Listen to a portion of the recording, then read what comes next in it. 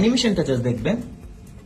এটা হচ্ছে touch sensitive একটা বাটন। দেখেন সর্বোচ্চ আপনি 100 ওয়াটের আউটপুট পাবেন। এটা হচ্ছে 100% অরিজিনাল অ্যাঙ্কারের একটা 100 ওয়াটের অ্যাডাপ্টার। ভাই ধরলেই বুঝবেন যে এটা প্রিমিয়াম লেভেলের একটা জিনিস। এখানে টাইপ সি পোর্ট পাবেন দুইটা, একটা ইউএসবি এ আর সিঙ্গেল পোর্টে অর্থাৎ টাইপ সি যে কোনো পোর্টে আপনি 100 ওয়াটের আউটপুট পাবেন। একটা স্যামসাং ফোনের সাথে কানেক্ট করেছি আর হিলিয়াম হিরো 2 তে কানেক্ট করবো। এটা খুবই ম্যাসিভ একটা জিনিস। তো এটা অ্যানিমেশনটা জাস্ট দেখবেন।